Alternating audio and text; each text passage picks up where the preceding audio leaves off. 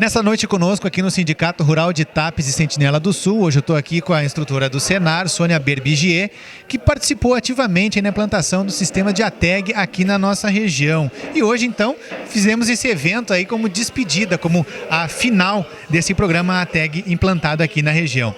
Então, Sônia, fala um pouco para nós aí dos principais desafios que foram encontrados pelos pecuaristas aqui da região. Quais foram? Cita alguns para nós.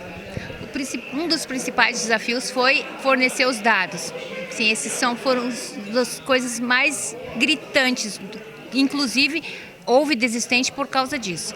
As pessoas acham que os dados não vão ser coletados e outras pessoas vão saber, vai ser uma fonte que não vai ser uma fonte segura de passar esses dados e realmente não tem como, é uma coisa segura. O Senar, o CNA, a Farsul, o programa do Senar, ele é um programa fidedigno, correto, ético, tem toda essa preocupação com o produtor.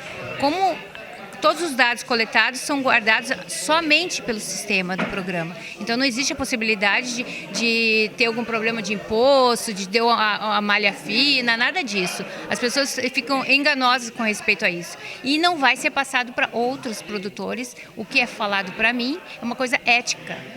Então não é passado para outros produtores o que acontece na outra propriedade. Então essa situação é muito, muito cautelosa e as pessoas não têm essa sensibilidade de perceber que não vai ser passado, entendeu? Agora, Sônia, dos resultados que foram obtidos pelos pecuaristas aqui da região, que foram acompanhados pelo programa da ATEG, quais foram os principais destaques que tu pode trazer para nós? Os principais foram o manejo das pastagens, o controle, a altura de entrada e saída de animais na hora certa e sair na hora certa, o planejamento, a preocupação importante com o planejamento. Isso foi um baita de um referencial que foi verificado por eles, que eles viram realmente que de um ano para o outro eles têm que se planejar para poder não ter problema de perder animal, porque na verdade o mercado não interfere o tempo todo, então tu tem que estar programado para uma eventual crise. Sempre tu tem que estar, sempre vai ter crise, sempre vai ter seca, sempre vai ter alguns momentos mais, outros menos, mas sempre vai ter essas oscilações, é o mercado, né? Então a pessoa tem que se planejar. Outro é o manejo das pastagens, a altura de entrada e saída de animal e os piquetes. A maioria dos produtores aqui da região se preocupa muito com o sistema extensivo. Esquece que a gente precisa rotacionar e tem épocas certas de rotacionar, entendeu? Época certa de diferimento, época certa de controle de suplementação. Tem que ter comida. Não adianta, um animal não vai emprenhar e não vai ter melhor qualidade de carne, não vai ter melhor desempenho reprodutivo, nada se ele não tiver comida. Esse é um outro fator que também o produtor tem que se programar. Planejamento de comida, de oferta de forragem. Sônia, agora, depois de ter passado pela experiência da ATEG aqui na nossa região, na tua opinião, por que o produtor, seja com muito gado ou com pouco gado, ele deveria sim abrir a sua porteira para receber o programa ATEG na sua propriedade? Porque não existe um outro programa que vai te oferecer, entre aspas, um atendimento uma vez por mês, por 3,5 a 4 horas por dia, com um técnico na sua propriedade que pode te dar todo esse suporte gratuito, entre aspas, eu digo, porque na verdade quem está pagando a gente, nós técnicos, é o próprio produtor. Ele está pagando sem perceber na nota fiscal. Então ele já está pagando a gente. Além do mais, um técnico responsável, formado, que vai te dar toda a assistência técnica, tanto gerencial como no campo do produtor, né? Ele vai não precisa pagar um técnico. E ele vai te dar tudo que tu precisa, principalmente a parte gerencial, que faz muita diferença numa família, numa produção, numa propriedade, numa empresa rural, né?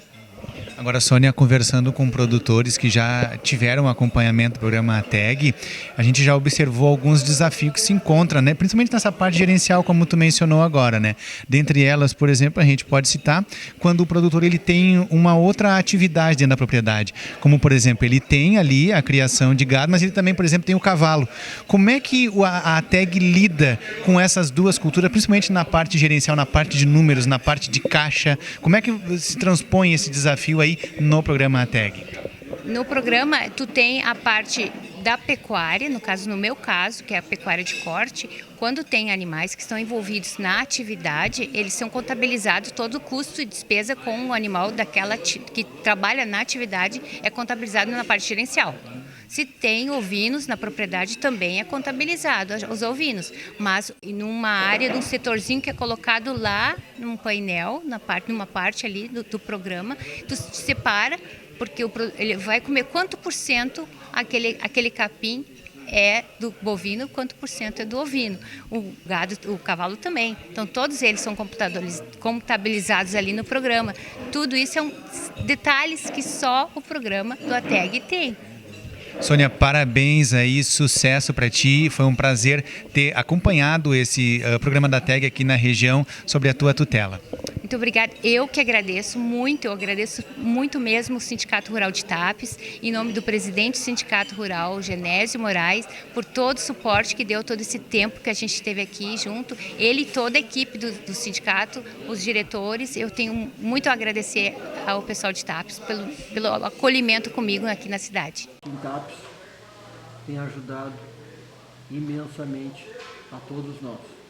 Então fica o registro, meus parabéns pela tua conduta, pelo teu esforço e ao sindicato que te trouxe para cá para nos ajudar.